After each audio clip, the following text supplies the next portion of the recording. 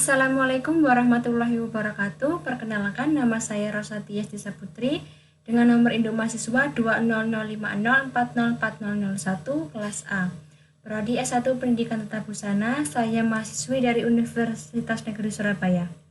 Dalam video ini saya akan mempresentasikan materi tentang urgensi Pancasila sebagai sistem filsafat. Nah, sebelum membahas urgensi Pancasila sebagai sistem filsafat, kita akan membahas sedikit mengenai arti filsafat. Pengertian filsafat. Istilah filsafat berasal dari bahasa Yunani, yaitu philosophia, tersusun dari kata philos yang berarti cinta atau philia yang berarti persahabatan, tertarik kepada. Kata sophos yang berarti kebijaksanaan, pengetahuan, keterampilan, pengalaman praktis, dan inteligensi. Mempelajari filsafat merupakan upaya manusia untuk mencari kebijaksanaan hidup dengan berpikir sedalam-dalamnya, sehingga menghasilkan suatu konsep yang paling bijaksana dan hasilnya dapat bermanfaat bagi peradaban manusia. Jadi para pendahulu negara Indonesia dalam menghasilkan suatu konsep filsafat Pancasila ini, mereka sangat berupaya mencari kebenaran yang sesungguhnya.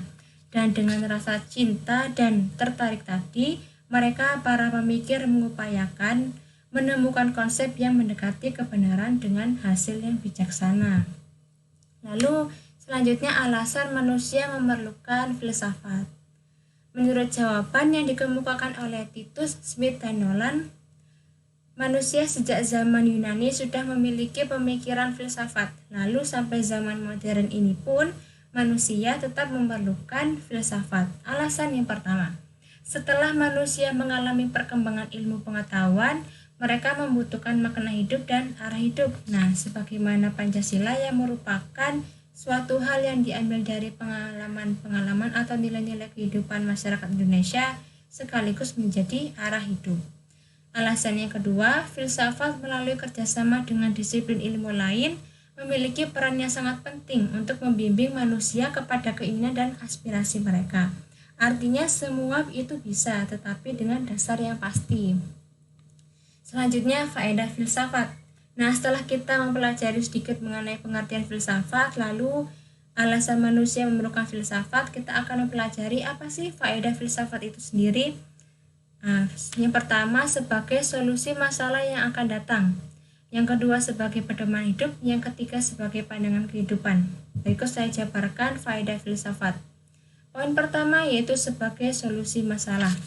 Nah, poin pertama ini merupakan poin yang faedah terbesar ya dari faedah filsafat itu, yaitu untuk menjajaki kemungkinan adanya pemecahan-pemecahan terhadap problem kehidupan manusia. Jika pemecahan itu sudah diidentifikasikan dan diselidiki, maka menjadi mudahlah bagi manusia untuk mendapatkan pemecahan persoalan atau untuk meneruskan mempertimbangkan jawaban-jawaban tersebut. Nah, mengapa kok masih memerlukan dipertimbangkan atas jawaban-jawaban tadi? Karena filsafat itu tidak akan pernah lepas dari pola pikir yang kritis dan rasional. Yang kedua sebagai pedoman hidup, yaitu filsafat merupakan suatu bagian dari keyakinan-keyakinan yang menjadi dasar perbuatan manusia. Karena ide-ide filsafat itu berdasarkan dari pengalaman masyarakat, sehingga kini pengalaman-pengalaman masyarakat terbentuk dari ide tadi. Yang ketiga, dasar pengetahuan, yaitu kemampuan untuk memperluas bidang-bidang kesadaran manusia agar dapat menjadi lebih hidup, lebih kritis, dan lebih pandai. Lalu apa arti urgensi Pancasila sebagai sistem filsafat? Urgensi Pancasila sebagai sistem filsafat atau yang dinamakan filsafat Pancasila artinya refleksi filosofis mengenai Pancasila sebagai dasar negara. Refleksi filosofis yaitu diambil dari sejarahnya Pancasila sebagai dasar negara, yang mana kalau dilihat dari sejarahnya Pancasila itu resmi disahkan Pancasila itu resmi disahkan bersamaan dengan UUD 45 oleh PPKI pada tanggal 18 Agustus tahun 1945. Filsafat Pancasila menurut sastra Prateja, pengolahan filosofis Pancasila sebagai dasar negara ditujukan pada beberapa aspek. Aspek yang pertama, agar dapat diberikan pertanggungjawaban rasional dan mendasar mengenai sila-sila dalam Pancasila sebagai prinsip-prinsip politik. Nah, contohnya jadi dasar politik itu maka prinsip-prinsip dasar dalam kehidupan berbangsa, bernegara, dan bermasyarakat harus berdasarkan Pancasila. Aspek yang kedua, agar dapat dijabarkan lebih lanjut sehingga menjadi operasional dalam bidang-bidang yang menyangkut hidup bernegara. Aspek yang ketiga, agar dapat membuka dialog dengan berbagai perspektif baru dalam kehidupan berbangsa dan bernegara. Aspek keempat, agar dapat menjadi kerangka evaluasi terhadap segala kegiatan yang bersangkut paut dengan kehidupan bernegara, berbangsa, dan bermasyarakat. Nah, serta bisa memberikan perspektif pemecahan terhadap permasalahan nasional, pertanggungjawaban rasional, penjabaran operasional, ruang dialog, dan kerangka evaluasi merupakan beberapa aspek yang diperlukan bagi pengolahan filosofis Pancasila.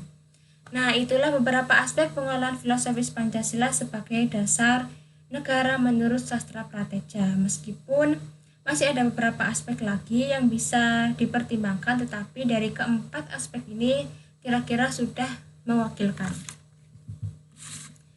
Kesimpulan yang bisa kita simpulkan yaitu refleksi filosofis sebagai arti urgensi Pancasila sebagai sistem filsafat dapat kita lihat dari sejarah Pancasila.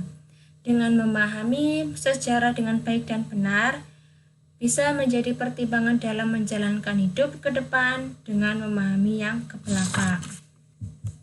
Terima kasih. Apabila ada salah kata dan kurang lebihnya dari saya mohon maaf yang sebesar-besarnya. Semoga video ini bermanfaat. Wassalamualaikum warahmatullahi wabarakatuh.